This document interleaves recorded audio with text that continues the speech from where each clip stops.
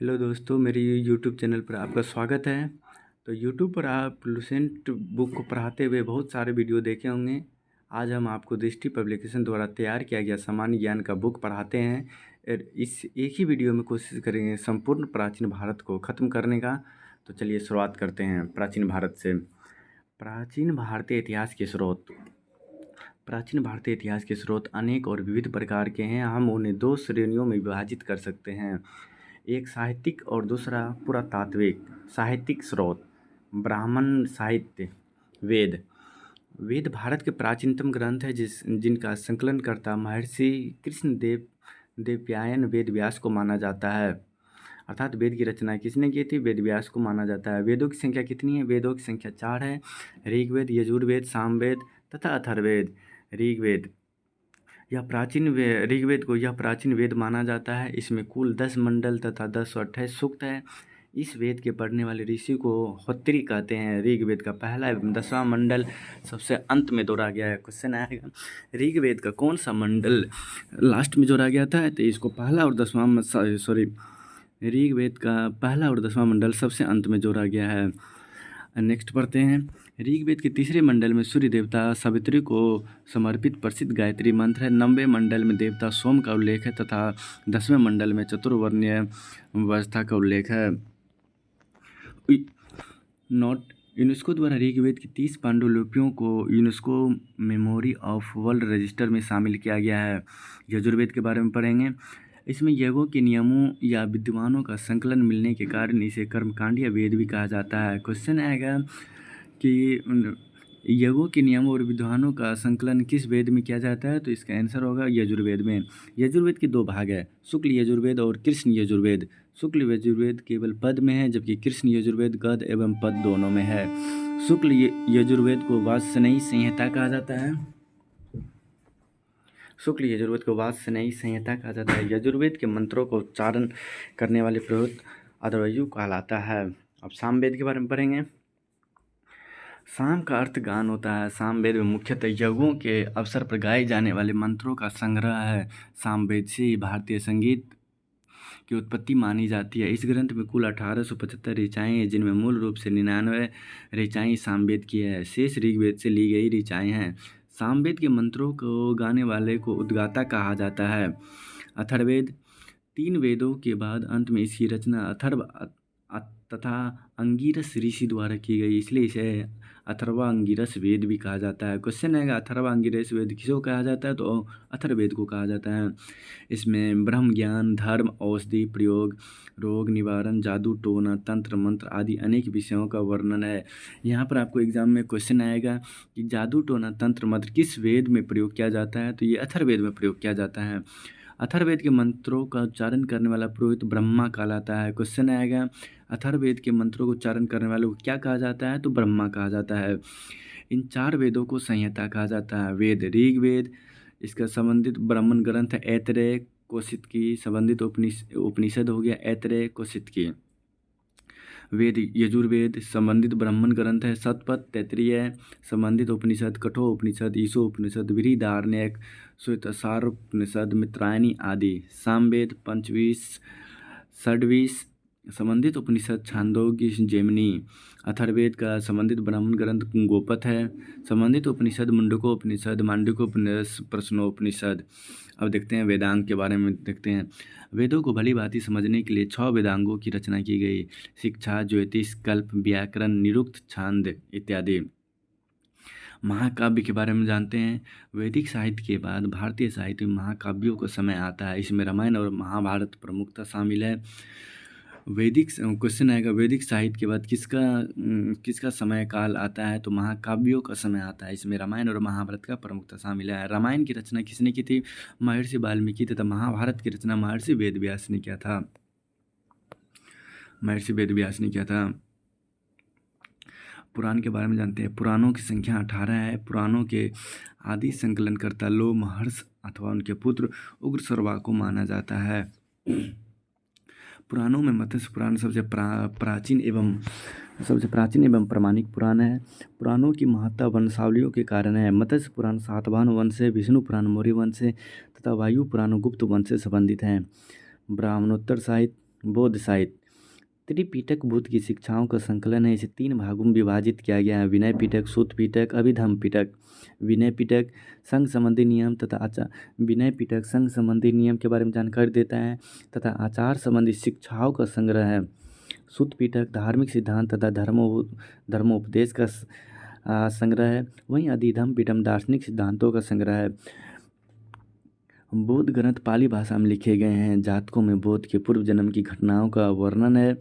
दीपवंश तथा महावंश नामक 2 पाली ग्रंथों से मौर्यकालीन इतिहास के विषय में जानकारी मिलती है। बौद्ध धर्म के हीनयान संप्रदाय का प्रमुख ग्रंथ कथा वस्तु है, जिसमें महात्मा बुद्ध का जीवन चरित्र अनेक कथानकों के साथ वर्णित है। महायान संप्रदाय के ग्रंथ ललित विस्तार, दिव्य विवादन आदि हैं। जैन साहित्य। जैन साहित्य को आगम कहा जाता है। जैन ग्रंथों में परिशिष्ट पर्वन, भद्रबाहु चरित्र, आचार संघ सूत्र, भगवती सूत्र, कालिका पुराण आदि प्रमुख है। जैन धर्म का प्रारंभिक इतिहास तथा तीर्थंकरों की जीवनी कल्पसूत्र में है, जिसकी रचना भद्रबाहु ने की थी। अर्थात ये क्वेश्चन आ गया, कल्पसूत्र की रचना किसने किया था? तो भद्रबाहु ने किया था। लौकिक साहित्य के बारे में देखते हैं, मतलब मोस्ट इम्पोर्टेंट साहित्य जिसकी रचना बराबर एग्जाम में पूछे जाते हैं वो देख लेते हैं। अष्टाध्यायी की रचना कौन है? पाणिनि। अष्टाध्यायी का रचनाकार कौन है? पाणिनि। और ये व्याकरण के लिए विख्यात है। मुद्रा राक्षस के लेखक कौन है? विशाख दत्त, जो मौर्य कार्य के बारे में जानकारी देती है। महाभाष्य के लेखक कौन है? पतंजलि। पुष्यमित्र शुंग के बारे में जानकारी मिलती है। कथा सरित सागर के लेखक कौन है? सोमदेव। मौर्य काल के विषय में जानकारी मिलती है। बृहतक मंजरी के लेखक कौन है? क्षेमेंद्र। मौर्य काल के विषय में जानकारी मिलती है। अर्थशास्त्र के लेखक कौन है? कौटिल्य। तो आपको लोग सुनते जाइएगा, मोस्ट इम्पोर्टेंट जहाँ लगेगा हम वहाँ बता देंगे, ये मोस्ट इम्पोर्टेंट है और अपना कॉपी में नोट डाउन कर सकते हैं उस चीज़ को। नीतिसार। मालविका का लेखक कौन है? कालिदास। मृच्छकटिकम का लेखक कौन है? क्षुद्रक। हर्षचरित का लेखक कौन है? बाणभट्ट। रामचरित का लेखक कौन है? संध्याकर नंदी। पृथ्वीराज रासो का लेखक कौन है? चंद्रवरदायी। राजतरंगी का लेखक कौन है? कल्लन। इसमें ये सरगुप्त किस वंश से संबंधित ये आपको जानकारी नहीं रखना, बस ये किसका कौन लेखक है ये जानकारी याद कर लेना है। ये क्वेश्चन में एक क्वेश्चन आपको जरूर रहेगा। और कुछ बहुत ही महत्वपूर्ण साहित्य और उसका लेखक ये याद जरूर कर लीजिएगा। हितोपदेश के लेखक कौन है? नारायण पंडित। पंचतंत्र का लेखक कौन है? विष्णु शर्मा। शिशुपाल वध के लेखक कौन है? मार्ग। हम जो पढ़ रहे हैं आप लोग उसी को नोट डाउन करते जाइएगा। स्वप्नवास वधता का लेखक कौन है? भास। कर्पूर मंजरी का लेखक कौन है? राजशेखर। कामसूत्र का वात्सायन। ब्रह्म सिद्धांत का ब्रह्मगुप्त। उत्तर रामचरित का भवभूति। मेघदूत का कालिदास। ऋतु संहार का रघुवंश। अभिज्ञान संकुतलम कालिदास। ये मोस्ट इंपॉर्टेंट, आखिर कालिदास के द्वारा कितने बुक लिखा हुआ उसको याद कर लीजिएगा। मेघदूतम, ऋतु संहार, रघुवंश, अभिज्ञान संकुतलम। सीधा एग्जाम में क्वेश्चन आता है कि इनमें से कौन सा किताब कालिदास के द्वारा नहीं लिखा गया है। तो बृहद संहिता पंच सिद्धांतिका के लेखक कौन है? वराहमिहिर। सूर्य सिद्धांत आर्यभट्टियम का आर्यभट्ट। मालती माधव के लेखक कौन है? भवभूति। चंडकोशिका के लेखक कौन है? क्षेमेश्वर। यूनान एवं रोम के लेखक के बारे में कुछ देखते थे। हेरोडोटस। हेरोडोटस को इतिहास का पिता कहा जाता है। इसने 5वीं सदी ईसा पूर्व हिस्टोरिका की रचना की थी। हिस्टोरिका की रचना किसने की थी? हेरोडोटस ने किया था। सिकंदर के साथ आने वाले लेखक निरियाकस था, आनेसिक्रिटस और आरिस्टोबुलस था। सिकंदर के पश्चात के लेखकों में 3 राजदूतों मेगास्थनीज, डायमेकस तथा डायनोसियस के नाम उल्लेखनीय है। प्लिनी के बारे में जानते हैं। इसने 1ली सदी में नेचुरल हिस्ट्री नामक पुस्तक लिखी, जिसमें भारत के पशुओं, पौधों और खनिज पदार्थों की जानकारी मिलती है। सीधा क्वेश्चन आएगा एग्जाम में आपको, अगर नेचुरल हिस्ट्री का लेखक कौन है? तो प्लिनी है। टॉलमी की पुस्तक जियोग्राफी और किसी अज्ञात लेखक की पुस्तक पेरिप्लस ऑफ द एरिथ्रियन सी महत्वपूर्ण है। इनमें भारत के भूगोल तथा व्यापारिक वस्तुओं के बारे में जानकारी मिलती है।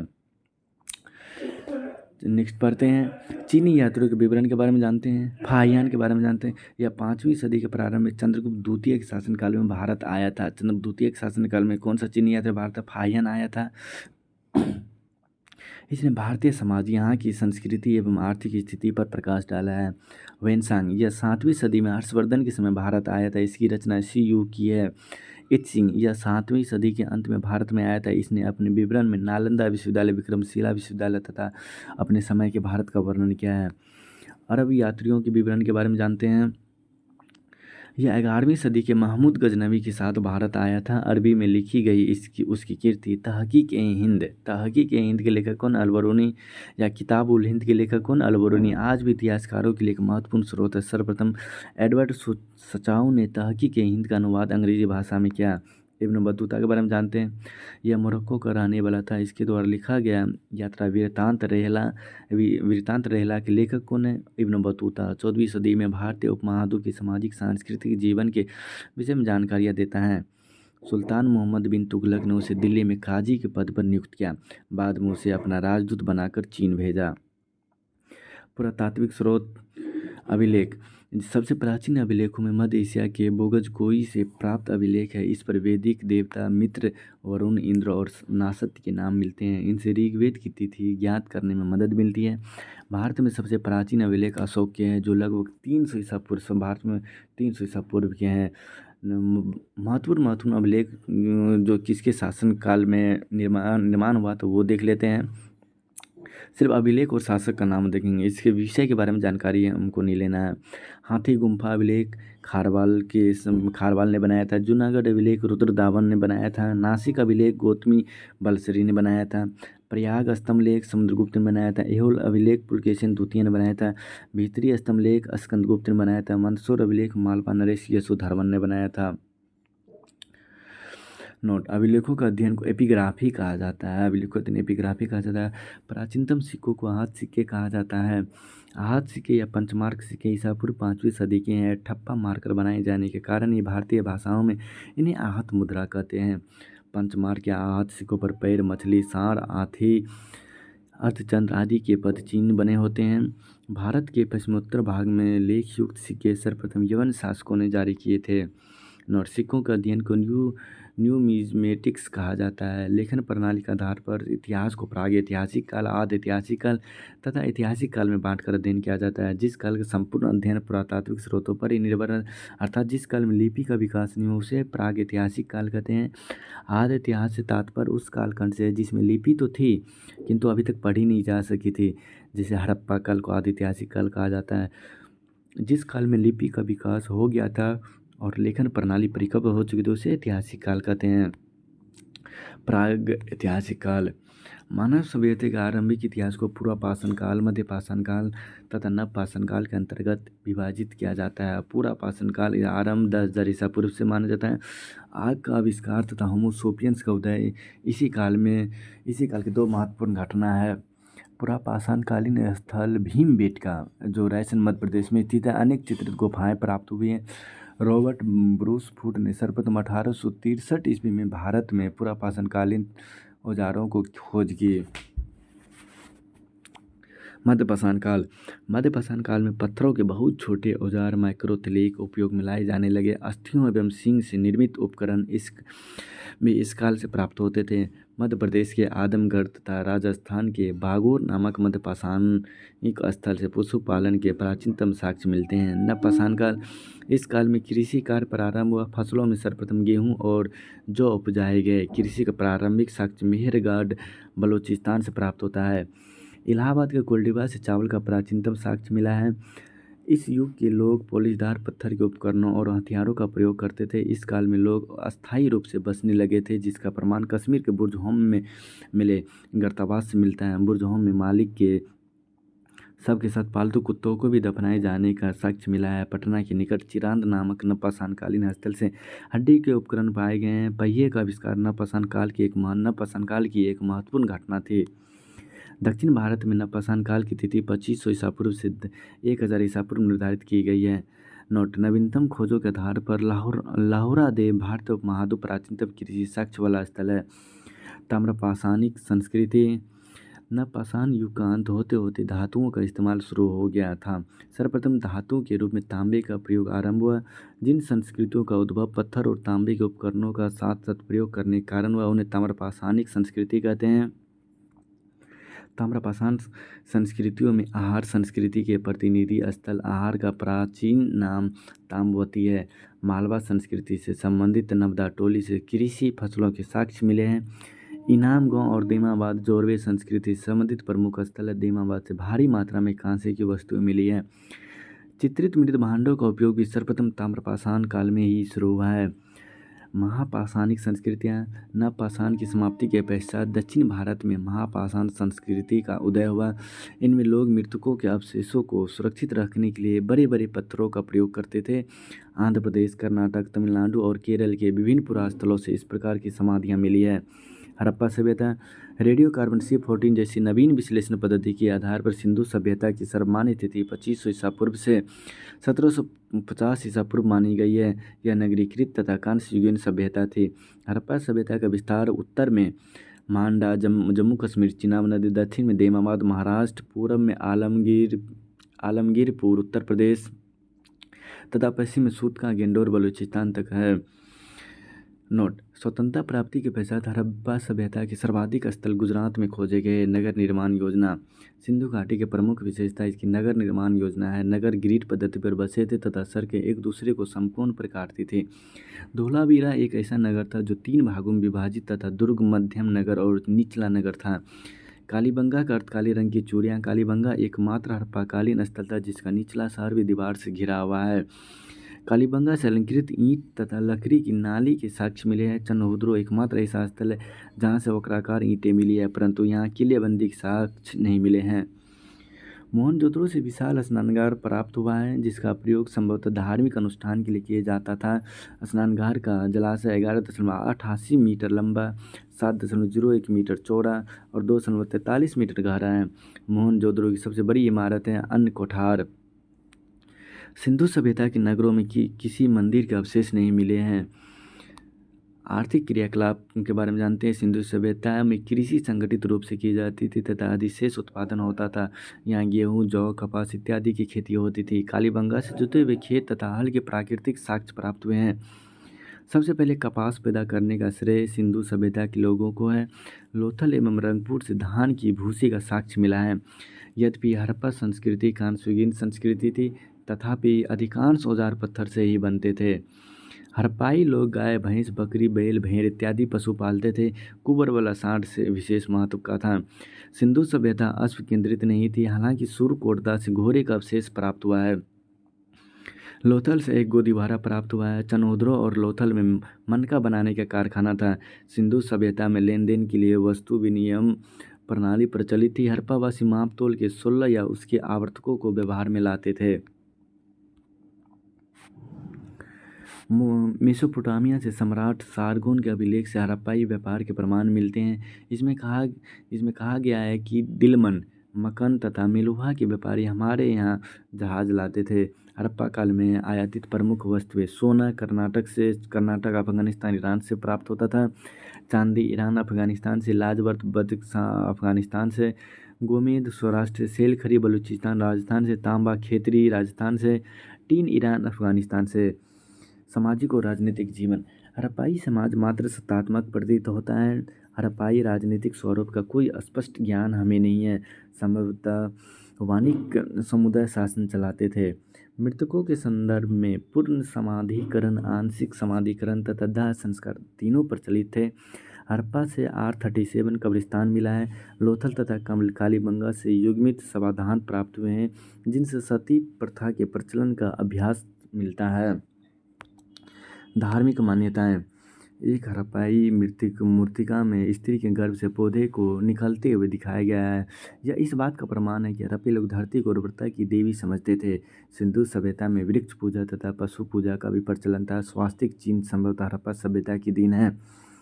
मोहनजोदड़ो से प्राप्त एक मोहर में चित्रित देवता को पशुपति शिव बताया गया। उनकी चारों ओर हाथी, गेंडा, व्याघ्र और भैंसा विराजमान। हाथी, गेंडा, व्याघ्र और भैंसा विराजमान है। लोथल और कालीबंगा से अग्नि वेदिकाएं प्राप्त हुई है। हड़प्पाई लिपि चित्रात्मक है। यह लिपि दाईं से बाईं ओर लिखी जाती थी। जब अभिलेख एक से अधिक पंक्ति का होता था तो पहली पंक्ति दाईं से बाईं ओर तथा दूसरी पंक्ति बाईं से दाईं तरफ लिखी जाती थी। इसे बुस्ट्रोफेडेन शैली कहा जाता है। मोहरें मुख्यतः वर्गाकार थी और सेलखरी की बनी होती थी। मोहरों में सर्वाधिक संख्या में एक श्रृंगी पशु की आकृति मिलती है। मोहनजोदड़ो से एक कांस्य निर्मित नर्तकी की मूर्ति मिली है। सिंधु प्रदेश से भारी संख्या में आग में मिट्टी की मूर्ति प्राप्त हुई है। इन मूर्तियों में सर्वाधिक संख्या में पशु आकृतियाँ प्राप्त हुई हैं तथा पशु आकृतियों में कुंवर वाले सांड की संख्या सर्वाधिक है। मानव मूर्ति में सर्वाधिक संख्या स्त्री मूर्तियों की है। हड़प्पा स्थल जो वर्तमान में स्थित है और किस नदी के तट पर स्थित है और इसका खोज किसने किया था, देख लेते हैं। हड़प्पा हड़प्पा हड़प्पा वर्तमान में पाकिस्तान में स्थित है। ये रावी नदी के तट पर स्थित है ये। और कैसे खोजा गया था, 1826 में सर्वप्रथम चार्ल्स मेमन द्वारा हड़प्पा टीले का उल्लेख किया गया और कनिंघम द्वारा 1853 तथा 1873 में सर्वेक्षण किया गया। 1921 में दयाराम साहनी द्वारा अन्वेषण तथा 1924 में उत्खनन किया गया। मोहनजोदड़ो सिंधु नदी के तट पर स्थित है जो पाकिस्तान में स्थित है। इसका खोज रखालदास बनर्जी ने किया था। चंदहुद्रो सिंधु नदी के तट पर स्थित है जो पाकिस्तान में स्थित है। इसका खोज NC मजुमदार ने किया था। कालीबंगा घग्गर नदी के तट पर स्थित है जो राजस्थान में स्थित है और इसका खोज बीबी लाल और BK थापर ने किया था। रंगपुर भादर नदी के तट पर गुजरात में स्थित है। इसका खोज SR राव ने किया था। रोपर सतलज नदी के तट पर पंजाब में स्थित है। इसका खोज बीबी लाल और यगदत्त शर्मा ने किया था। लोथल भोगवा नदी के तट पर गुजरात में स्थित है। इसका खोज SR राव ने किया था। आलमगीरपुर हिंडन नदी के तट पर उत्तर प्रदेश में स्थित है। इसका खोज यगदत्त शर्मा ने किया था। सुतको गेंडोर दशक नदी के तट पर स्थित है पाकिस्तान में स्थित। इसका खोज आरुल अस्टाइन ने किया था। बनावली सरस्वती नदी के तट पर हरियाणा में स्थित है। इसका खोज RS बिष्ट ने किया था। धौलावीरा गुजरात में स्थित है और इसकी खोज जगपति जोशी ने किया था। यूनेस्को की विश्व विरासत सूची में धौलावीरा को 40वें विश्व विरासत स्थल के रूप में शामिल किया गया है। पिगट ने हड़प्पा एवं मोहनजोदड़ो को एक विस्तृत साम्राज्य की जुड़वा राजधानी कहा है। सिंधु सभ्यता के लोग तलवार से परिचित नहीं थे। सिंधु सभ्यता के विनाश का संभवतः सबसे प्रभावी कारण बाढ़ था। वैदिक संस्कृति के बारे में जानते हैं अब। सिंधु सभ्यता के बाद का जीवन हमें वेदों के माध्यम से पता चलता है, इसलिए इसे वैदिक संस्कृति कहते हैं।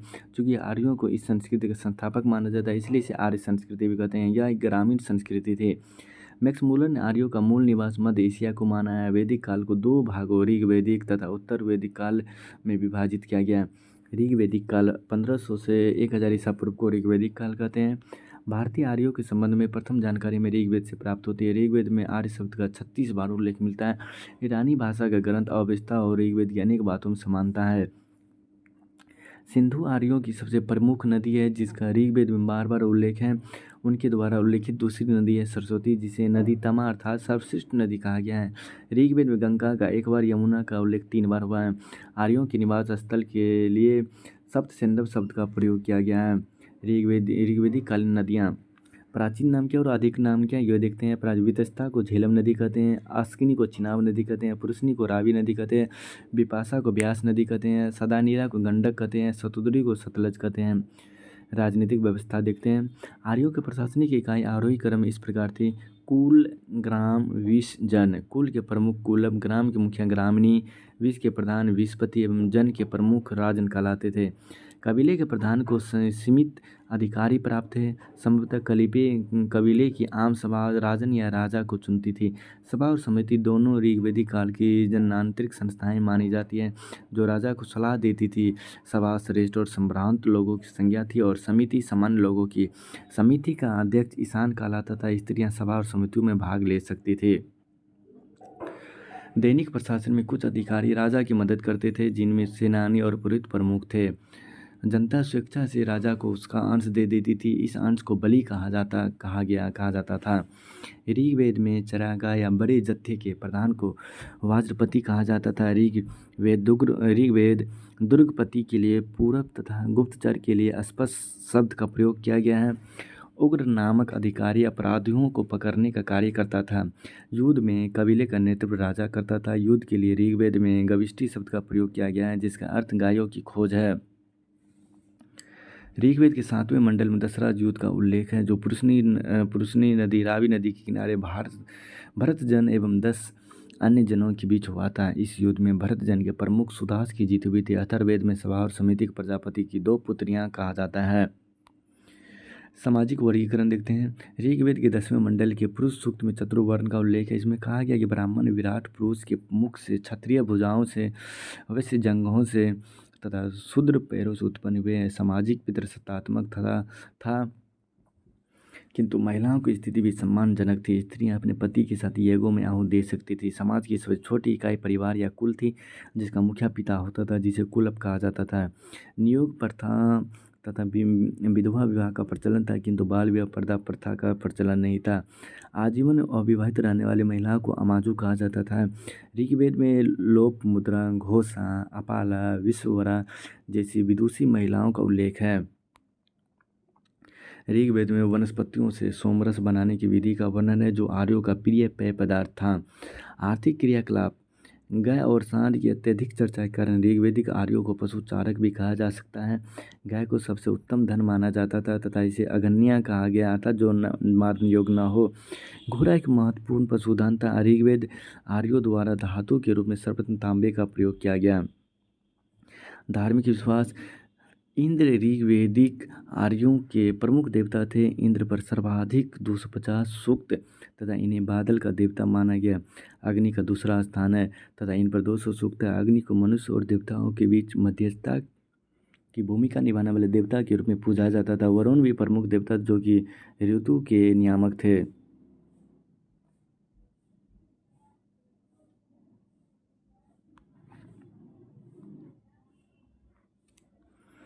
ऋग्वेद में कुछ देवियों का भी उल्लेख है, जैसे अदिति और उषा, किंतु ऋग्वेदिक काल में देवियों की प्रमुखता नहीं थी।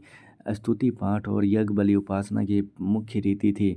इस युग में कर्मकांड का अभाव था। पूषण ऋग्वेदिक काल में पशुओं के देवता थे, जो उत्तर वैदिक काल में शूद्रों के देवता हो गए। उत्तर वैदिक काल 1000 से 600 ईसा पूर्व को कहते हैं। उत्तर वैदिक काल से संबंधित जानकारी हमें सामवेद, यजुर्वेद, अथर्ववेद, ब्राह्मण ग्रंथ, आरण्यक और उपनिषद से प्राप्त होती है। इस काल में आर्यजनों का पंजाब से आगे गंगा यमुना से लेकर सदा नीरा गंडक तक विस्तार हो गया। राजनीतिक संरचना देखते हैं। उत्तर वैदिक युग में पहली बार राजत्व की देवी उत्पत्ति की अवधारणा आई। कर्मकांड के विधानों से राजा और भी प्रभावशाली बन गया। राजसु यज्ञ, अश्वमेध यज्ञ तथा वाजपेयी यज्ञ के माध्यम से राजा की शक्ति और महिमा बढ़ गई। राज्य अभिषेक के समय राजस्व यज्ञ का अनुष्ठान किया जाता था। इस युग में औपचारिक ढंग से करों का संग्रह होने लगा था तथा इसके संग्रह व संचालन के लिए संग्रहित्री नामक अधिकारी होता था। सामाजिक संगठन के बारे में देखते हैं। उत्तर वैदिक कालीन समाज ब्राह्मण, क्षत्रिय, वैश्य तथा शूद्र 4 वर्णों में विभक्त था। समाज पितृसत्तात्मक बना रहा तथा महिलाओं की स्थिति में तुलनात्मक रूप से गिरावट आई। इस काल में गोत्र तथा प्रतिष्ठित हुई तथा एक गोत्र विवाह को निषिद्ध किया गया। आश्रम व्यवस्था का आरंभ हो गया था, किंतु चौथा आश्रम अर्थात संन्यास वैदिक युग में प्रतिष्ठित नहीं हुआ था। ब्राह्मण, क्षत्रिय तथा वैश्य द्विज जातियों के रूप में जाने जाते थे तथा इन्हें यज्ञोपवीत धारण करने का अधिकार था। आर्थिक जीवन, इस काल में कृषि मुख्य पैसा बन गई थी, जिसे लोहे के उपयोग ने प्रोत्साहित किया। लोहे को श्याम अयस्क कहा गया। उत्तर वैदिक काल में हल को शीर और कृषि भूमि को सीता कहा जाता था। उत्तर वैदिक लोग जौ के साथ साथ गेहूँ और चावल भी उपजाने लगे थे। कृषि उत्पाद एवं पशुओं का व्यापार होता था। आदान प्रदान के लिए वस्तु विनिमय प्रणाली ही प्रचलित थी। चित्र, धूसर, मृदभांड इस युग की मुख्य विशेषता थी। धार्मिक जीवन है। ऋग्वेदिक देवता इंद्र का महत्व घटा तथा प्रजापति मुख्य देवता के रूप में प्रतिष्ठित हुए। उपासना की रीति में भारी परिवर्तन आया। यज्ञ आराधना की मुख्य पद्धति हो गई। वैदिक काल के अंतिम दौर में यज्ञ के कर्मकांडों और पुरोहितों के विरुद्ध तीव्र प्रतिक्रिया हुई। इस दौरान में उपनिषदों का संकलन हुआ, जिसमें कर्मकांड की निंदा की गई तथा सम्यक विश्वास और ज्ञान पर बल दिया गया तथा ब्रह्म को एकमात्र सत्ता स्वीकार किया गया। नोट: सत्यमेव जयते मुंडको उपनिषद से लिया गया है। इस उपनिषद में यज्ञ की तुलना टूटी नाव से की गई है। यम नचिकेता संवाद का कहाँ पर है? कठोपनिषद में है। उत्तर वैदिक काल में ही षट दर्शनों का बीजारोपण हुआ। 6ठी सदी ईसा पूर्व के धार्मिक आंदोलन। 6ठी सदी ईसा पूर्व के उत्तरार्ध में मध्य गंगा के मैदानों में अनेक धार्मिक संप्रदायों का उदय हुआ, जिनमें जैन और बौद्ध सर्वाधिक महत्वपूर्ण संप्रदाय थे। अब हम जैन धर्म के बारे में जानकारी लेंगे। जैन परंपरा के अनुसार उनके धर्म में 24 तीर्थंकर हुए, जिनमें ऋषभदेव प्रथम, पार्श्वनाथ 23वें तथा महावीर 24वें तीर्थंकर थे। कुछ जैन तीर्थंकर बहुत ही महत्वपूर्ण, उसका प्रत्येक चिन्ह में देखेंगे। ऋषभदेव अथवा आदिनाथ इसका प्रतीक चिन्ह आपको सांड है, अष्टनेमी का 22वें शंख है, पार्श्वनाथ का 23वें सर्प है, महावीर 24वें सिंह है। पार्श्वनाथ के पूर्व के तीर्थंकरों की ऐतिहासिक संदिग्ध है, हालांकि ऋषभ देव तथा अरिष्टनेमी का उल्लेख ऋग्वेद में है। पार्श्वनाथ काशी के इक्ष्वाकु वंशीय शासक अश्वसेन के पुत्र थे। वर्धमान महावीर का जन्म 540 ईसा पूर्व में वैशाली के कुंड ग्राम में हुआ। इनके पिता सिद्धार्थ ज्ञात्री कुल के प्रधान थे और माता त्रिशला लिच्छवी नरेश चेटक की बहन थी। महावीर की पत्नी का नाम यशोदा एवं पुत्री का नाम अनुजा प्रियदर्शिनी था। महावीर के बड़े भाई का नाम क्या था? महावीर के बड़े भाई का नाम आपको नंदीवर्धन था। नेक्स्ट पढ़ते हैं। महावीर ने 30 वर्ष की अवस्था में गृह त्याग दिया तथा 12 वर्ष की कठिन तपस्या के बाद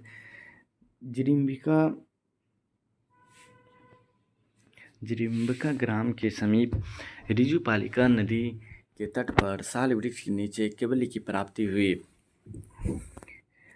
ज्ञान प्राप्ति के बाद महावीर केवलिन जिन आहार्य निर्गंथ कहलाए। बौद्ध साहित्य में महावीर को निगंठ नाथपुत कहा गया है। महावीर ने अपने उपदेश प्राकृतिक भाषा में दिए। महावीर के प्रथम अनुयायी उनके जयमाता जामाली बने। महावीर ने अपने अनुयायियों को 11 गणों में विभाजित किया था तथा प्रत्येक गण को एक एक प्रमुख शिष्य के नेतृत्व में रखा। आर्य सुधर्मा अकेला गंधर्व था जो महावीर की मृत्यु के बाद भी जीवित रहा। जैन धर्म के 5 व्रत है अहिंसा, अमृता, आचार्य, अपरिग्रह तथा ब्रह्मचर्य। शुरुआत के 4 व्रत पार्श्वनाथ के समय ही चले आ रहे थे तथा 5वां व्रत महावीर ने जोड़ा।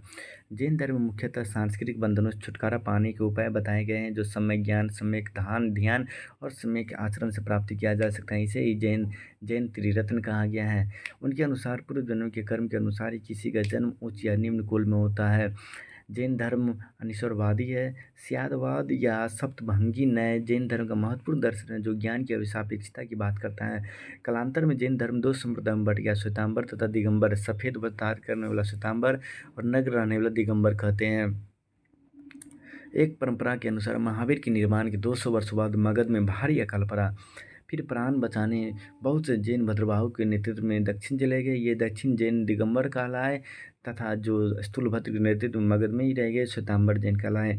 श्वेतांबर परंपरा के अनुसार 19वें तीर्थंकर मल्लीनाथ स्त्री है जबकि दिगंबर इन्हें पुरुष मानते हैं। प्रथम जैन संगीति पाटलिपुत्र में स्थूलभद्र की अध्यक्षता में संपन्न हुई। एक अन्य जैन संगीति गुजरात के वल्लभी नामक स्थान पर शर्मा की अध्यक्षता में 6ठी शताब्दी में संपादित हुई। इसी सम्मेलन में प्राकृत भाषा में जैन ग्रंथों का संकलन हुआ। जैन धर्म का प्राचीनतम साहित्य पूर्व कहलाता है जिसकी संख्या 14 थी। कालांतर में इसका संकलन आगम के रूप में हुआ जिसकी संख्या 46 है। प्रमुख जैन ग्रंथों में हेमचंद्र रचित परिशिष्ट प्रबंध और हरिभद्र सूरि रचित अनेकांत विजय इत्यादि महत्वपूर्ण है।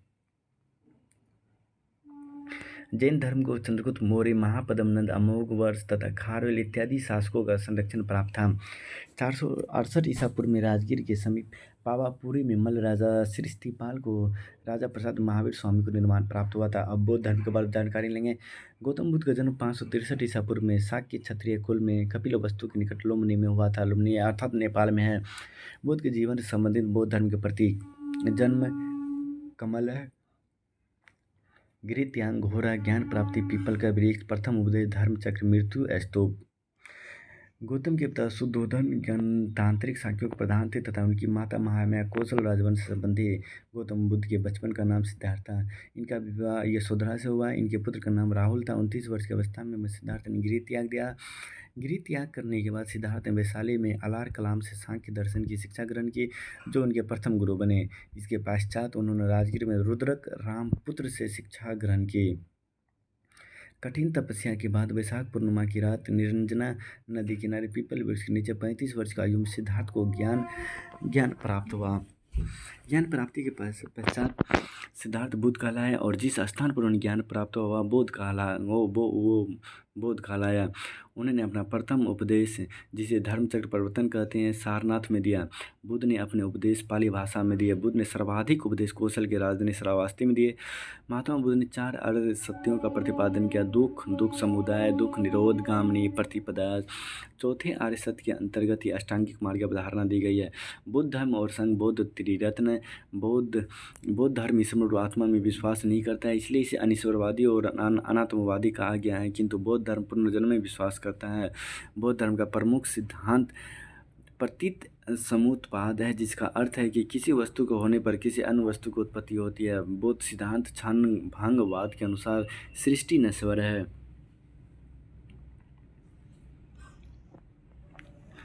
बौद्ध धर्म में वर्ण व्यवस्था की कटु आलोचना की गई तथा संघ में सभी वर्णों तथा स्त्रियों का प्रवेश स्वीकार किया गया। संघ में प्रविष्टि होने को उपसंपदा कहा जाता था। बुद्ध के अनुयायी भिक्षुक और उपासक नामक दो भागों में विभाजित थे। जिन्होंने बौद्ध धर्म के प्रसार के लिए संन्यास ग्रहण किया वे भिक्षुक कहलाए, जबकि गृहस्थ जीवन के साथ साथ बौद्ध धर्म अपनाने वाले उपासक कहे गए। बौद्ध संगीति। प्रथम बौद्ध संगीति अजातशत्रु के शासनकाल में 483 ईसा पूर्व में राजगिरी में हुई। इसके अध्यक्ष महाकश्यप थे। इस संगीति में आनंद और उपाली ने क्रमशः सुत पीटक। कुछ ट्रेन का आवाज़ आता होगा, उसको इग्नोर कीजिएगा, बगल में स्टेशन है दोस्तों। द्वितीय बौद्ध संगीति काल अशोक के शासनकाल में 383 ईसा पूर्व में वैशाली में हुई। इसकी अध्यक्षता सवा कमीर ने की। इस संगीति में मठ संबंधी नियम को लेकर मतभेद हो गया तथा बौद्ध धर्म स्थिवीरवादी, थैरवादी तथा महासंघिकी में बढ़ गया। तृतीय बौद्ध संगीति अशोक के समय 250 ईसा पूर्व में पाटलिपुत्र में हुई। इसके अध्यक्ष मोगलीपुत्र तीस थे। इसमें अभिधम पिटक का संकलन हुआ। चतुर्थ बौद्ध संगीति ईस्वी की प्रथम शताब्दी में कश्मीर के कुंडल वन में हुई। इस समय कनिष्क का शासन था। इस सभा की अध्यक्षता वसुमित्र ने की तथा घोष उपाध्यक्ष थे। इस संगीति में बौद्ध धर्म महायान तथा हीनयान विभाजित हो गया।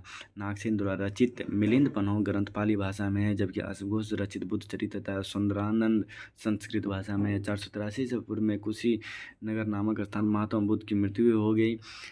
बुद्ध मूर्तियों का सर्वाधिक निर्माण गांधार शैली में किया गया है, किंतु बुद्ध की प्रथम मूर्ति संभवतः मथुरा शैली के अंतर्गत बनी है। गौतम बुद्ध को एशिया का ज्योतिपुंज कहा जाता है। बोधिसत्व की अवधारणा महायान संप्रदाय से संबंधित है। महाजनपद काल ईसा पूर्व 6ठी सदी से पूर्वी उत्तर प्रदेश तथा पश्चिमी बिहार में लोहे के व्यापक प्रयोग ने बड़े बड़े प्रादेशिक राज्यों के निर्माण को प्रोत्साहित किया, जिन्हें महाजनपद कहा जाता था। बौद्ध ग्रंथ अंगुत्तर निकाय से 16 महाजनपदों का प्रमाण मिलता है। जैन ग्रंथ भगवती सूत्र में भी महाजनपदों की चर्चा है। 15 महाजनपद उत्तर भारत में स्थित है तथा एक महाजनपद अस्मक नर्मदा नदी के दक्षिण में था। यह काल द्वितीय नगरीकरण के नाम से जाना जाता है। इस काल में मौद्रिक अर्थव्यवस्था मौजूद थी तथा चांदी के सिक्के आहत सिक्के के नाम से प्रचलित थे। यह काल इन महाजनपदों के आपसी टकराव का काल था, जिसमें अंततः मगध राज शक्तिशाली होकर उभरा।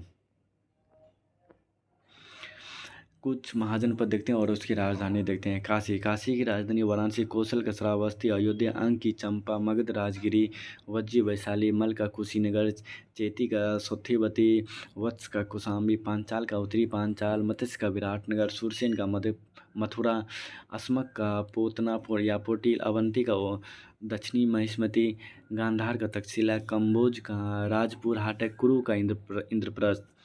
और मगध साम्राज्य के बारे में देखते हैं। हर्यक वंश, जिसका कार्यकाल 544 से 412 ईसा पूर्व था। हर्यक वंश के अधीन मगध साम्राज्य शक्तिशाली होकर उभरा। हर्यक वंश का प्रथम शासक बिंबिसार था। बिंबिसार ने अंग पर अधिकार कर उसका शासन अपने पुत्र अजातशत्रु को सौंप दिया। बिंबिसार ने वैवाहिक संबंध द्वारा भी साम्राज्य को मजबूत किया।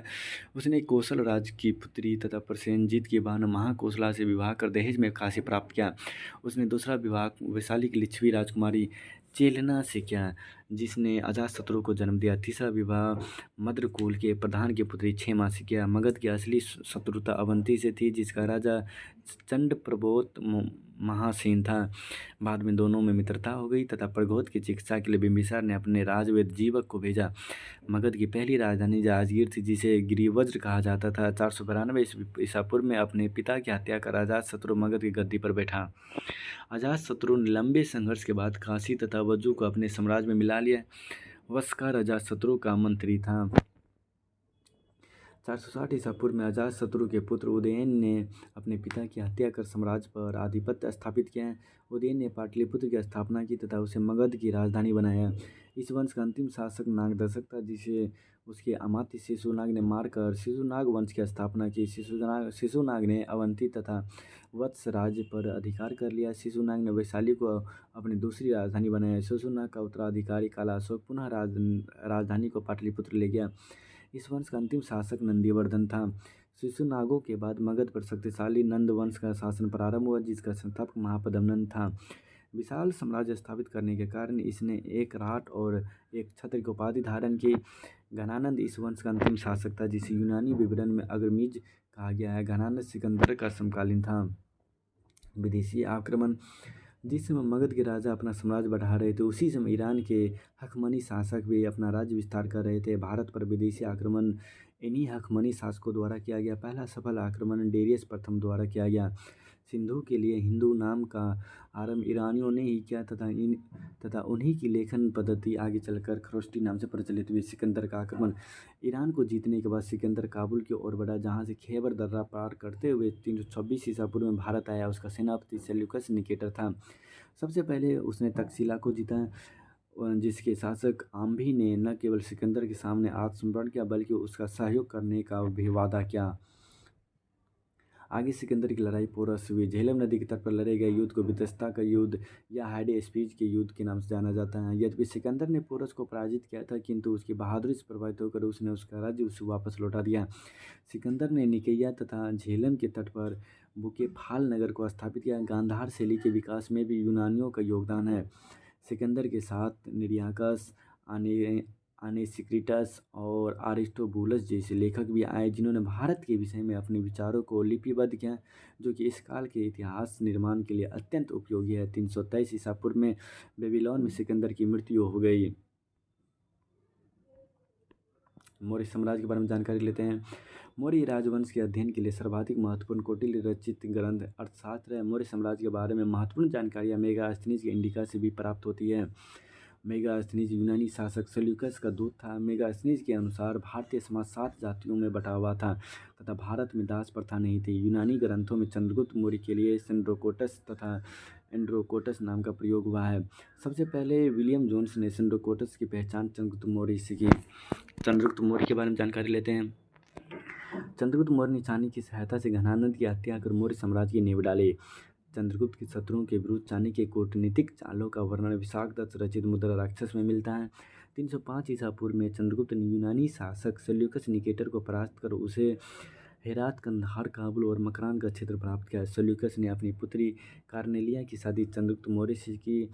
चंद्रगुप्त के सोहगोरा तथा महास्थान अभिलेखों से यह ज्ञात होता है कि मौर्य काल में अकाल के दौरान राजकीय सहायता दी जाती थी। जैन ग्रंथों के अनुसार अपने जीवन के अंतिम चरण में चंद्रगुप्त मौर्य ने जैन परंपरा के श्रवण बेलगोला में अपने शरीर का त्याग कर दिया।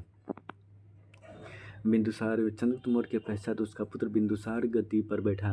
यूनानी लेखकों ने इसे अमित्रोचेटस अमित्रघात कहा है। बिंदुसार आजीवक संप्रदाय का अनुयायी था। इसके दरबार में डायमेकस आया था, जो सीरिया के शासक एंटियोकस का दूत था। एथेनियस के अनुसार बिंदुसार ने एंटियोकोस से मदिरा, सूखी अंजीर एवं एक दार्शनिक भेजने की प्रार्थना की थी। बिंदुसार के दरबार में टॉलमी फिलाडेल्फस का राजदूत डायनोसियस भी आया था। बिंदुसार के समय तक्षशिला में विद्रोह हुए, जिसे दबाने के लिए पहली बार सुसीम को और बाद में अशोक को भेजा। कुछ स्रोतों में कहा गया कि अशोक के दरबार में डायनोसियस आया था। अशोक का वास्तविक राज अभिषेक 269 ईसा पूर्व में हुआ। पुराणों में अशोक को अशोकवर्धन कहा गया है। राज्य अभिषेक से पूर्व अशोक उज्जैन का राज्यपाल था। भारत में शिलालेख का प्रचलन सर्वप्रथम अशोक ने किया। अपने राज्य अभिषेक के 8वें वर्ष अर्थात 261 ईसा पूर्व में अशोक ने कलिंग पर आक्रमण किया। नोट: 1750 में टिप हेंथलर ने सर्वप्रथम दिल्ली में अशोक स्तंभ की खोज की थी। अशोक के अभिलेख को 1837 में सर्वप्रथम जेम्स प्रिंसेप ने पढ़ा। अशोक ने उपगुप्त नाम के बौद्ध भिक्षु से बौद्ध धर्म की दीक्षा ली। अशोक की माता का नाम शुभद्रांगी था। अशोक ने बौद्ध धर्म के प्रचार के लिए अपने पुत्र महेंद्र और पुत्री संघमित्रा को श्रीलंका भेजा। प्रमुख अशोककालीन अभिलेख: अशोक के अभिलेखों का विभाजन निम्नलिखित वर्गों में किया जा सकता है: शिलालेख, स्तंभलेख, गुहालेख। शिलालेख के बारे में जानकारी लिखते हैं। बृहद शिलालेख वे वस्तुएं, राजाज्ञा या राजकीय उद्घोषणाएं हैं। इनकी संख्या 14 है तथा ये 8 विभिन्न स्थलों शाहबाज, गढ़ी, मानसेहरा, कालसी, गिरनार, धौली, जोगढ़, एरगुड़ एवं सोपरा से प्राप्त हुई है। कुछ महत्वपूर्ण बृहद शिलालेखों का वर्णन इस प्रकार है। प्रथम शिलालेख में अशोक कहता है कि संपूर्ण प्रजा उसकी संतान है। इसी में पशु बलि की निंदा की गई है। द्वितीय शिलालेख में मनुष्यों एवं पशुओं के लिए निःशुल्क चिकित्सालय की स्थापना करने की चर्चा है। साथ ही चेर, चोल, पांड्य तथा ताम्रपर्णी जैसे दक्षिणावर्ती राज्यों का उल्लेख भी मिलता है। तीसरे शिलालेख में युक्त, रज्जुक तथा प्रादेशिक नामक अधिकारियों की चर्चा है। 5वां शिलालेख धम्म महामात्रों की नियुक्ति का उल्लेख करता है। है। 8वें शिलालेख में धम्म यात्रा का वर्णन है तथा 9वें शिलालेख में अशोक अनुष्ठानिक रीतियों की आलोचना करता है। अशोक के 13वें शिलालेख में प्रसिद्ध कलिंग युद्ध का वर्णन है।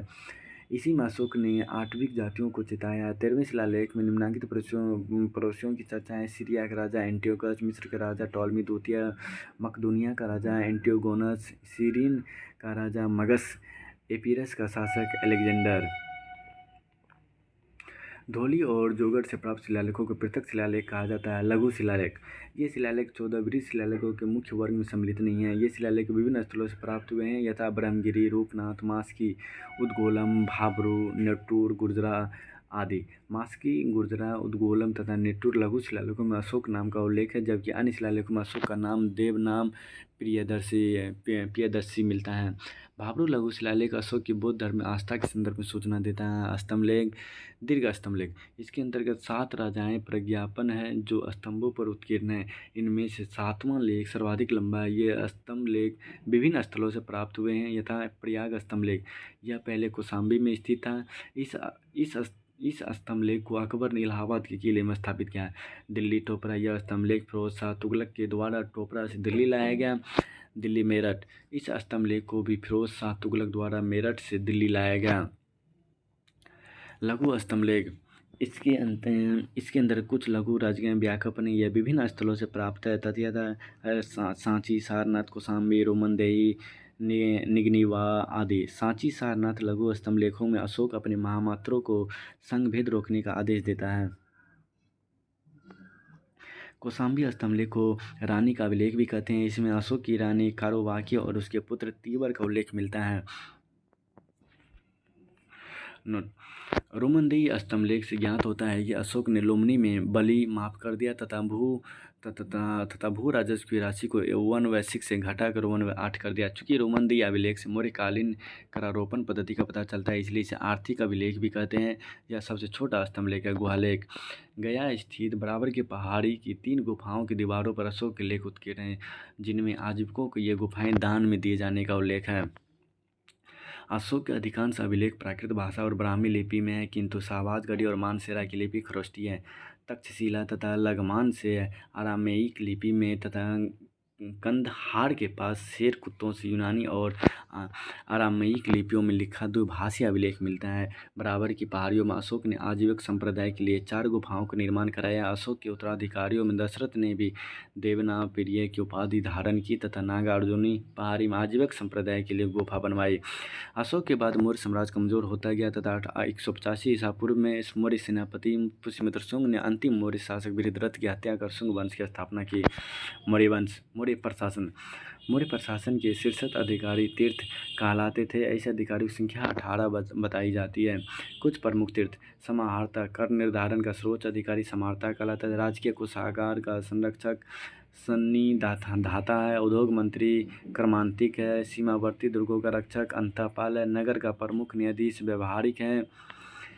तीर्थ के पश्चात अधिकारी क्रम में अध्यक्षों का स्थान था तथा इनकी संख्या 27 थी। कुछ प्रमुख अध्यक्ष: सीधा अध्यक्ष, कृषि विभाग का अध्यक्ष, मापतोल का अध्यक्ष, पतवार अध्यक्ष, मुद्रा टकसाल का अध्यक्ष, लक्षणाध्यक्ष, व्यापार वाणिज्य का अध्यक्ष, पनायाध्यक्ष, चरगाहों का अध्यक्ष, विविताग अध्यक्ष, खानों का अध्यक्ष, आखड़ा अध्यक्ष। मौर्य प्रांत और राजधानी: अवंती राष्ट्र की राजधानी कहाँ थी? उज्जैन था। उत्तरापद का तक्षशिला, कलिंग का तौसली, दक्षिणापद का स्वर्णगिरी, प्राची या प्राची का पाटलिपुत्र। मौर्य काल में दीवानी न्यायालय, धर्म स्थीय तथा फौजदारी न्यायालय, कंटक शोधन मौजूद थे। गुप्तचर विभाग के प्रमुख को महामार्च सर्प कहा जाता था। अर्थशास्त्र में गुप्तचर को गुड पुरुष कहा गया है। एक स्थान पर कार्य करने वाले गुप्तचर को संस्था और भ्रमणशील गुप्तचर को संचार कहा जाता था। प्रांतों के प्रशासक कुमार, आर्यपुत्र या राष्ट्रीय कहलाते थे। मेगास्थनीज के अनुसार नगर का प्रशासन 30 सदस्यों का एक समूह करता था जो 6 समितियों में विभाजित था। प्रत्येक समिति में 5 सदस्य होते थे। मौर्य प्रशासन में स्त्रियों को भी शामिल किया जाता था। चतुर स्त्रियां गुप्तचर होती थीं। आर्थिक व्यवस्था: चंद्रगुप्त के समय सौराष्ट्र प्रांत के राज्यपाल पुष्यगुप्त वैश्य ने सुदर्शन झील का निर्माण कराया। अशोक के समय सौराष्ट्र के राज्यपाल तुसाप ने सुदर्शन झील की मरम्मत करवाई तथा पानी के निकास के लिए नहर का निर्माण करवाया। अदेव मातृका अर्थात वह भूमि जिस पर बिना वर्षा के भी अच्छी खेती होती थी उसे अच्छा माना जाता था। मौर्य काल में सोने के सिक्के को स्वर्ण या निष्क, चांदी के सिक्के को पन तथा तांबे के सिक्कों को मासक कहते थे। मौर्य काल। शुंग वंश। मौर्य शासकों के तुरंत बाद 185 ईसा पूर्व में जो वंश सत्ता में आया वो शुंग वंश था। शुंगों की राजधानी प्रारंभ में पाटलिपुत्र तथा बाद में विदिशा हो गई। पतंजलि के महाभाष्य से शुंग शासक पुष्यमित्र के संबंध में जानकारी प्राप्त होती है। पतंजलि पुष्यमित्र के पुरोहित थे। पुष्यमित्र शुंग ने 2 अश्वमेध यज्ञ किए तथा सांची स्तूप में पाषाण वेदिका का निर्माण करवाया। शुंग वंश के पहले शासक पुष्यमित्र के समय पहला यवन आक्रमण हुआ जिसे उसके पुत्र वसुमित्र ने विफल कर दिया। हेलियोडोरस का गरुड़ स्तंभ यह बताता है कि वह यवन राजदूत था जो शुंग शासक भागभद्र के विदिशा दरबार में आया और उसने भागवत धर्म के सम्मान में गरुड़ स्तंभ का निर्माण करवाया। शुंग वंश के अंतिम शासक देवभूति की हत्या कर वासुदेव ने 75 ईसा पूर्व में कण्व वंश की स्थापना की।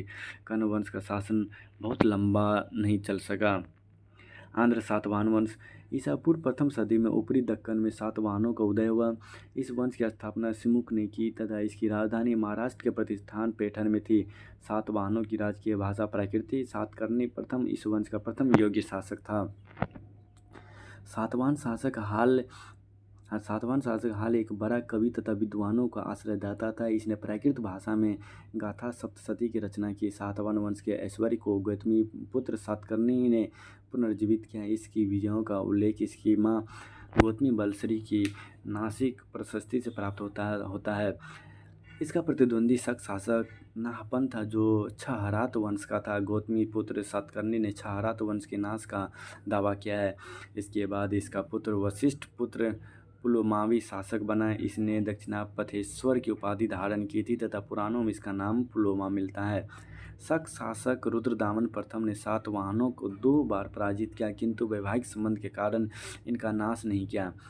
वशिष्ठ पुत्र पुलुमावी का विवाह रुद्रदामन की पुत्री से हुआ था। यज्ञ श्री सातकर्णी सातवाहन वंश का अंतिम महत्वपूर्ण शासक था। ब्राह्मणों को भूमि दान देने की परंपरा सातवाहनों ने ही शुरू की। हालांकि उन्होंने बौद्ध भिक्षुओं को भी भूमि दान किया। भरूच सातवाहन काल का प्रमुख अंतर्राष्ट्रीय बंदरगाह था। सातवाहन शासकों ने चांदी, तांबे, सीसा, पोटिन और कांसे की मुद्राओं का प्रचलन किया। सातवाहन प्रशासनिक व्यवस्था के अंतर्गत गोलमी को ग्रामीण क्षेत्रों में प्रशासन का काम सौंपा जाता था जो एक सैनिक टुकड़ी का प्रधान होता था। कार्ले, चैत्य, अमरावती कला का विकास आदि सातवाहन काल की प्रमुख उपलब्धियाँ थी। चेदी राजवंश। प्रथम सदी ईसा पूर्व में कलिंग क्षेत्र में चेदी राजवंश का उदय व संभवतः चेदी राजवंश का संस्थापक महामेघवान नामक व्यक्ति था। अतः इस वंश का नाम महामेघवान वंश भी पड़ गया। इस वंश का सर्वाधिक शक्तिशाली शासक खारवेल व उदयगिरी पहाड़ी के हाथी गुम्फा अभिलेख से इसके बारे में पर्याप्त जानकारी प्राप्त होती है। विदेशी शासन। हिंदू यूनानी। मौर्योत्तर काल में भारत की उत्तरी पश्चिमी सीमा पर पहला आक्रमण हिंदू यूनानी या बैक्ट्रियाई यूनानियों द्वारा किया गया। भारतीय सीमा में सर्वप्रथम डेमेट्रियस प्रथम ने प्रवेश किया और पंजाब के कुछ क्षेत्रों को जीता। मिनांडर सबसे प्रसिद्ध हिंदू यूनानी शासक व उसकी राजधानी पंजाब में साकल में थी। मिनांडर को बौद्ध साहित्य में मिलिंद कहा गया। मिलिंद पन्हो नामक बौद्ध ग्रंथ में मिलिंद तथा बौद्ध आचार्य नागसेन के बीच संवाद संकलित था। मिनांडर के कांस्य मुद्राओं पर धर्म चक्र का चिन्ह मिलता है। हिंदू यूनानी शासकों ने भारत के पश्चिमोत्तर सीमा प्रांत में हेलेनिस्टिक कला का प्रसार किया। सबसे पहले हिंदू यूनानियों ने भी भारत में सोने के सिक्के चलाए। शकों ने भारत में अनेक शाखाएं स्थापित की। शक राजा स्वयं को क्षत्रप कहते थे। पश्चिमी क्षत्रपों में चष्टन वंश का रुद्रदामन सबसे प्रसिद्ध शक शासक हुआ। रुद्रदामन ने अपने मंत्री सुविशाख द्वारा सुदर्शन झील का पुनरुद्धार करवाया। विशुद्ध संस्कृत में पहला अभिलेख रुद्रदामन का जूनागढ़ अभिलेख है। इसी पर सम्राट अशोक और स्कंदगुप्त के अभिलेख भी खुदे हुए हैं। 58 ईसा पूर्व में उज्जैन के एक स्थानीय राजा ने शकों को पराजित करके बाहर खदेड़ दिया और विक्रमादित्य की उपाधि धारण की। विजय के उपलक्ष्य में उसने 58 ईसा पूर्व में ये एक नया संवत विक्रम संवत प्रारंभ किया। इस लाइन को 58 ईसा पूर्व में उज्जैन के एक स्थानीय राजा ने अंतिम शक शासक रुद्र सिंह तृतीय था जिसे गुप्त शासक चंद्रगुप्त विक्रमादित्य ने पराजित कर शकों का राज्य गुप्त समाज में मिला लिया। पहलव के बारे में जानकारी लेते हैं।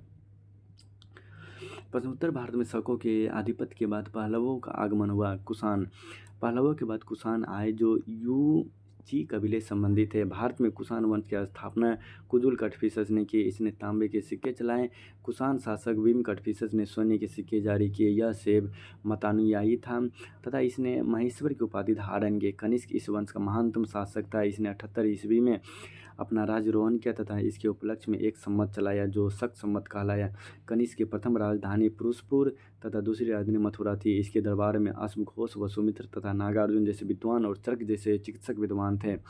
कनिष्क के शासनकाल में ही कश्मीर के कुंडलवन में चौथी बौद्ध संगीति का आयोजन किया गया है जिसकी अध्यक्षता वसुमित्र ने की। कनिष्क बौद्ध धर्म के महायान संप्रदाय के अनुयायी था। नागार्जुन ने मध्यमित्र सूत्र तथा अश्वघोष ने बुद्ध चरित, सुंदरानंद तथा सारिपुत्र प्रकरण की रचना की। कनिष्क के उत्तराधिकारी वसुदेव की मुद्राओं पर शिव और नंदी की आकृतियाँ मिलती है। इससे पता चलता है कि वह शैव मतानुयायी था। कुषाण शासकों ने राजाओं की प्रतिमा का पूजा का प्रचलन प्रारंभ किया। वसुदेव द्वितीय कुषाण वंश का अंतिम शासक था। गुप्त साम्राज्य, गुप्त संभवतः वैश्य थे तथा कुषाणों के सामंत रहे। समुद्रगुप्त के प्रयाग प्रशस्ति अभिलेख में गुप्तों के आरंभिक पूर्वजों के रूप में श्रीगुप्त और घटोत्कच का विवरण मिलता है। गुप्त सम्राट चंद्रगुप्त के सिंहासनारोहण के साथ ही प्रकाश में आता है। इसी समय उसने गुप्त संवत की भी शुरुआत की। उसने महाराजाधिराज की उपाधि धारण की। चंद्रगुप्त प्रथम ने लिच्छवी राजकुमारी कुमार देवी से विवाह किया और उसका नाम अपने सिक्कों पर अंकित करवाया। इसके बाद चंद्रगुप्त प्रथम का पुत्र समुद्रगुप्त शासक बना। हरिसेन द्वारा रचित प्रयाग प्रशस्ति से समुद्रगुप्त के विजय अभियान का पता चलता है। समुद्रगुप्त ने सर्वराजोक्षा की उपाधि धारण की। समुद्रगुप्त को भारत का नेपोलियन कहा जाता है। विशाखदत्त द्वारा रचित देवी चंद्रगुप्तम नाटक से पता चलता है कि समुद्रगुप्त के बाद रामगुप्त सिंहासन पर बैठा। यह शकों से पराजित हो गया तथा उन्हें अपनी पत्नी ध्रुव देवी देने के लिए तैयार हो गया। उसके छोटे भाई चंद्रगुप्त द्वितीय ने शक राजा और रामगुप्त को मारकर ध्रुव देवी से विवाह कर लिया। चंद्रगुप्त द्वितीय ने अपनी पुत्री प्रभावती का विवाह वाकाटक राजा रुद्रसेन द्वितीय से किया। चंद्रगुप्त द्वितीय ने विक्रमादित्य तथा परम भागवत को उपाधि धारण की। चंद्रगुप्त द्वितीय ने मेहरौली में लौह स्तंभ का निर्माण कराया। उसके दरबार में 9 रत्न रहते थे जिनमें कालिदास, वराहमिहिर, धन्वंतरि इत्यादि प्रमुख थे। चीनी यात्री फाहियान इसी के समय 399 ईस्वी में भारत आया था। चंद्रगुप्त द्वितीय के पश्चात उसका पुत्र कुमारगुप्त प्रथम गद्दी पर बैठा। गुप्त वंश के 2 शासकों ने अश्वमेध यज्ञ किया। पहला शासक समुद्रगुप्त और दूसरा कुमारगुप्त प्रथम था। कुमारगुप्त प्रथम ने नालंदा महाविहार की स्थापना की। कुमारगुप्त प्रथम का उत्तराधिकारी स्कंदगुप्त जिसने कुमार आदित्य की उपाधि धारण की। स्कंदगुप्त के समय हुनों का आक्रमण आरंभ हो गया था। स्कंदगुप्त के जूनागढ़ अभिलेख में हुनों की पराजय का जिक्र है किंतु उसी के भीतरी अभिलेख में हुनों के साथ केवल युद्ध का वर्णन है, परिणाम का नहीं। जूनागढ़ अभिलेख से यह भी ज्ञात होता है कि स्कंदगुप्त के गवर्नर परमदत्त एवं उसके पुत्र चक्रपालित ने मौर्यों द्वारा निर्मित सुदर्शन झील की मरम्मत करवाई। अंतिम गुप्त शासक विष्णुगुप्त था। गुप्तों की राजकीय भाषा संस्कृत थे। गुप्तकालीन प्रशासन, केंद्रीय स्तर पर दंडनायक, महाबलीधिकृत, संधि विग्रही जैसे अधिकारी थे। इस काल में अधिकारियों के पद वंशानुगत होने लगे थे तथा एक ही व्यक्ति को एक से अधिक पद दिए जाने लगे। साम्राज्य का विभाजन प्रांतों में किया गया था जिसे देश अथवा भुक्ति कहा जाता था। भुक्ति पर उपरिक नामक अधिकारी की नियुक्ति की जाती थी। प्रांतों का अनेक जिलों में बांटा गया था जिसका प्रधान विषयपति कहलाता था।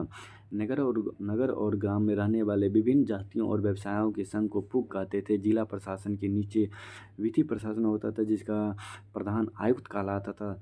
ग्राम को सबसे निचली प्रशासनिक इकाई माना गया था। इसका प्रधान ग्रामिक या महत्तर कहलाता था। गुप्तकालीन साम्राज्य, कायस्थ का विवरण सर्वप्रथम याज्ञवल्क्य स्मृति में मिलता है। जाति के रूप में कायस्थों का सर्वप्रथम वर्णन औशनम स्मृति में मिलता है। इस काल में वैश्यों की सामाजिक दशा में गिरावट किंतु शूद्रों की स्थिति में सुधार दिखाई देती है। याज्ञवल्क्य की स्मृति में महिलाओं को संपत्ति का अधिकार दिया गया। स्त्री धन, विवाह आदि के समय वधू के माता पिता से तथा सास ससुर से प्राप्त सभी उपहारों को कहते थे। कालिदास के मेघदूत में देवदासी प्रथा तथा कालिदास के ही अभिज्ञान संकलन में अवगुंठक शब्द का प्रयोग पर्दा प्रथा के लिए हुआ है। सती प्रथा का प्रथम अभिलेख 510 ईस्वी के भानुगुप्त के एरन अभिलेख से प्राप्त होता था। गुप्तकालीन अर्थव्यवस्था, गुप्तकालीन आर्थिक जीवन में एक और जहाँ मुद्रा अर्थव्यवस्था और वाणिज्य व्यापार में ह्रास देखा गया वहीं कृषि अर्थव्यवस्था में प्रसार देखा गया। गुप्त काल में उत्तर भारतीय व्यापार ताम्रलिप्ति पतन संचालित होता था। गुप्त शासकों ने सर्वाधिक स्वर्ण मुद्राएं जारी किए, जिन्हें उनके अभिलेखों में दिनार कहा गया। इस काल में मंदिरों और ब्राह्मणों को जो भूमि दान में दी गई उसे अग्रहार कहा जाता था। जूनागढ़ अभिलेख में बेगार प्रथा का संकेत है। कामसूत्र में भी इसकी पुष्टि होती है। इसे समकालीन अभिलेखों में विष्टि कहा गया है। श्रेणी के प्रधान को इस काल में ज्येष्ठक कहा जाता था। इस काल में उज्जैन सर्वाधिक महत्वपूर्ण व्यापारिक केंद्र था। इस काल में चांदी के सिक्कों को रुपयक कहा जाता था। गुप्त काल में उत्तर भारत में कुलियावाप तथा अंद्रोनवाप भूमि नाप इकाई है। गुप्तकालीन धर्म मंदिर बनाने की कला का जन्म संभवतः गुप्त काल में हुआ। गुप्त सम्राट वैष्णव धर्म के अनुयायी थे। विष्णु का वाहन गरुड़ गुप्तों का राज्य चीन था। अजंता की गुफाएं बौद्ध धर्म के महायान शाखा से संबंधित है। अजंता के अतिरिक्त गुफाएं भी गुप्तकालीन कला का एक महत्वपूर्ण उदाहरण है। पहली बार देवताओं की मूर्तियों को मंदिरों में स्थापित कर उसकी उपासना गुप्त काल में ही आरंभ हुई। इसी काल में विष्णु के साथ ब्रह्मा और महेश के रूप में त्रिदेव की परिकल्पना विकसित हुई। प्राचीन काल में विभिन्न प्रकार के मतांतर और दृष्टिकोण प्रचलित थे। गुप्त काल में चलकर ये षड्दर्शन के रूप में स्थापित हो गए। ये है सांख्य, योग, न्याय, वैशेषिक मीमांसा एवं वेदांत। सांस्कृतिक उपलब्धियों के कारण गुप्त काल को भारतीय इतिहास का स्वर्ण युग कहा जाता है। गुप्तोत्तर काल इस वंश के पतन के बाद उत्तर भारत में बहुराज्यीय व्यवस्था कायम हुई। कन्नौज में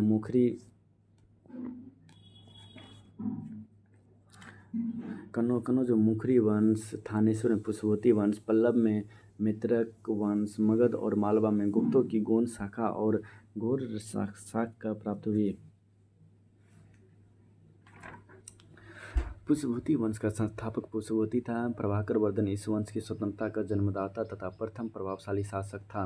हर्षवर्धन प्रभाकर वर्धन का पुत्र था।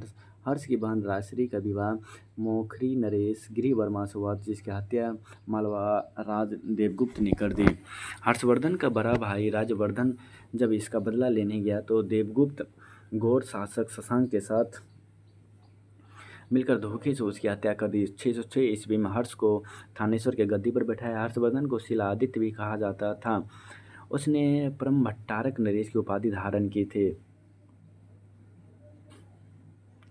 हर्ष के विषय में सूचना उसके बांसखेड़ा अभिलेख से तो प्राप्त होती ही है, साथ ही उसके दरबारी कवि बाणभट्ट द्वारा रचित हर्षचरित और उसके शासन में आए एक चीनी बौद्ध यात्री वेनसांग द्वारा रचित सियुकी से होती है।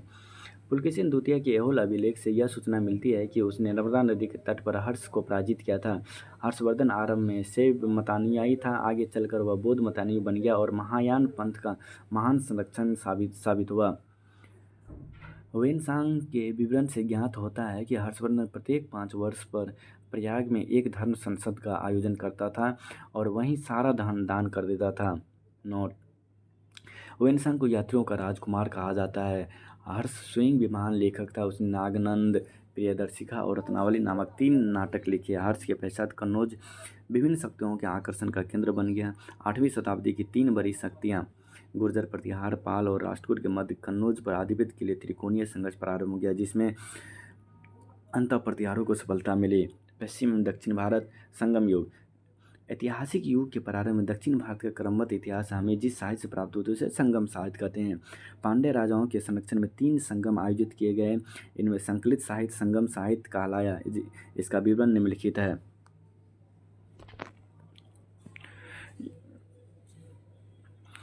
जिसे प्रथम मदुरै में हुआ था। अगस्त ऋषि इसकी अध्यक्षता की थी। इसकी कोई रचना अब तक उपलब्ध नहीं है। द्वितीय कपाटपुरम अगस्त ऋषि अध्यक्षता की थी। इसका एकमात्र प्राप्त ग्रंथ तोल्काप्पियम है। तृतीय मदुरै में स्थापित हुआ था और इसका अध्यक्षता नक्कीर ने किया था। यद्यपि इसके भी अधिकांश ग्रंथ नष्ट हो गए हैं, फिर भी जो तमिल साहित्य बचा है वह इसी संगम से संबंधित है। पुस्तक और लेखक के बारे में लिखते हैं। तोल्काप्पियम का लेखक तोल्काप्पियर है। शिल्पाधिकरम का लेखक इलंगो है। मणि मेखले का लेखक शीतले सतनार है। जीवक चितनामणि का लेखक तिरुत्देवर है। तिरुक्कुरल का लेखक तिरुवल्लुवर है। नेक्स्ट देखते हैं। तिरुक्कुरल को तमिल बाइबिल भी कहा जाता है। तमिल बाइबिल तिरुक्कुरल को कहा जाता है। संगम साहित्य से हमें तमिल प्रदेश के 3 राज्यों चोल, चेर और पांड्य का विवरण प्राप्त होता है। चोल राज्य का प्रमुख शासक करिकाल था। इसने चेर और पांड्य राजाओं को युद्ध में हराया था।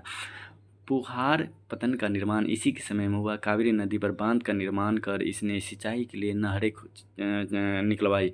चोल की राजधानी प्रारंभ में उरेयूर तथा कालांतर में कावेरीपत्तनम बनी। संगम युग का दूसरा राज्य चेर का था, जो केरल प्रांत में स्थित है। इस वंश का प्रमुख शासक सेनगुट्टु वन था। इसने पतिनी नामक धार्मिक संप्रदाय को समाज में प्रतिष्ठित किया और पतिनी देवी की पूजा प्रारंभ करवाई। चेरों की राजधानी करुयूर अथवा बाजीपुर थे। संगम युग का तीसरा राज पांड्य का था। इसकी राजधानी मदुरा थी। नेडुजेलियन इस वंश का प्रमुख शासक था। ये आप देख लेते हैं। आपको कर्नाटक वंश उत्तरी महाराष्ट्र और विदर्भ में सातवाहनों के स्थान पर वाकाटकों का उदय हुआ। इस वंश का संस्थापक विंध्य शक्ति को माना जाता है। गुप्त वंश के महान शासक चंद्रगुप्त द्वितीय ने अपनी पुत्री प्रभावती के विवाह वाकाटक राजवंश में कराया और इन्हीं की सहायता से युद्ध में शकों के विरुद्ध सफलता अर्जित की। कदम वंश कदम्बों ने 4वीं सदी में उत्तरी कर्नाटक और कोंकण में अपना राज्य कायम किया था। कदम राज्य की स्थापना मयूर शर्मन ने की थी। उसने 18 अश्वमेध यज्ञ किए और ब्राह्मणों को कई गौ दान में दिए। कदम्बों ने अपनी राजधानी वैजयंती या वनवासी बनाई। वातापी के चालुक्य ने 6वीं सदी में पश्चिमी दक्कन में अपना राज्य स्थापित किया। चालुक्यों की राजधानी वातापी वर्तमान कर्नाटक के बीजापुर जिले में है। चालुक्य वंश का सबसे प्रतापी राजा पुलकेशिन द्वितीय था। वह कीर्तिवर्मन प्रथम का पुत्र था। पुलकेशिन द्वितीय की उपलब्धियों की जानकारी उसके एहोल अभिलेख से होती है, जिसकी रचना रवि कीर्ति ने की थी। नर्मदा नदी के तट पर हर्षवर्धन को पराजित करने के पश्चात पुलकेशिन द्वितीय ने परमेश्वर की उपाधि धारण की। पुलकेशिन द्वितीय ने दक्षिणा पथेश्वर की उपाधि भी धारण की थी। चालुक्यों का दक्षिण में पल्लवों के साथ ही युद्ध हुआ। चालुक्यों द्वारा महिलाओं को प्रशासन में उच्च पद प्रदान किया जाते थे। वेंगी के चालुक्य पुलकेशिन द्वितीय ने 610 ईस्वी के आसपास कृष्णा और गोदावरी के दोआब पल्लवों से छीन लिया। यह दोआब वेंगी कहलाया। वेंगी में चालुक्य वंश की ही एक शाखा स्थापित की गई, जो वर्तमान का पूर्वी चालुक्य राजवंश कहलाने लगा। वेंगी के पूर्वी चालुक्य वंश की स्थापना विष्णुवर्धन ने की। पल्लव वंश पल्लवों का अधिकार दक्षिणी आंध्र और उत्तरी तमिलनाडु दोनों पर था। पल्लवों ने अपने आरंभिक अभिलेख प्राकृत और फिर संस्कृत में जारी किए। पल्लवकालीन कुछ प्रमुख शासक सिंह विष्णु पल्लव वंश का वास्तविक संस्थापक सिंह विष्णु था। इसकी राजधानी कांची का एक प्रमुख सांस्कृतिक केंद्र थे। वह वैष्णव धर्म का अनुयायी था। इसी के दरबार में कीर्तार्जुनीय के लेखक भारवी रहते थे। महेंद्र वर्मन इसी के समय पल्लव चालुक्य संघर्ष प्रारंभ हुआ। इसने स्वयं मत्तविलास प्रहसन नामक ग्रंथ की रचना की। नरसिंह वर्मन प्रथम महाबलीपुरम के रथ मंदिरों का निर्माण इसी ने करवाया था। 7 रथ मंदिरों में द्रौपदी रथ सबसे छोटा तथा धर्मराज रथ सबसे बड़ा है। इन 7 रथ मंदिरों को सप्त पेगोडा कहा जाता है। नरसिंह वर्मन प्रथम ने महामल्ल की उपाधि धारण की थी। इसने पुलकेशिन द्वितीय को पराजित कर मार डाला और वातापी कोंड की उपाधि धारण की। इसी के काल में हुएनसांग ने कांची की यात्रा की एवं उसकी सुंदरता और भव्यता की काफ़ी प्रशंसा की। नरसिंह वर्मन द्वितीय कांची के कैलाशनाथ मंदिर तथा महाबलीपुरम के तटीय मंदिर का निर्माण इसी ने करवाया। इसे राजसिंह भी कहा जाता है। संस्कृत के प्रख्यात विद्वान दंडिन इसी के राज्यसभा में रहते थे। नंदीवर्मन द्वितीय कांची के मुक्तेश्वर मंदिर तथा बैकुंठ पेरुमाल मंदिर का निर्माण नंदीवर्मन द्वितीय ने करवाया था। प्रसिद्ध वैष्णव संत तिरुमंगई आलवार नंदीवर्मन द्वितीय के समकालीन थे। आगे चलकर पल्लवों के ध्वंस शेषों पर चोलों का उदय हुआ।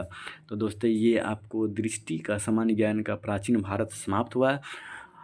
अगला एपिसोड मध्य भारत देखने और आधुनिक भारत और नेक्स्ट सब्जेक्ट का इसी तरह वीडियो देखने के लिए मेरे चैनल को सब्सक्राइब कीजिए, लाइक कीजिए और शेयर कीजिए और कमेंट में बताइए ये वीडियो आपको कैसा लगा।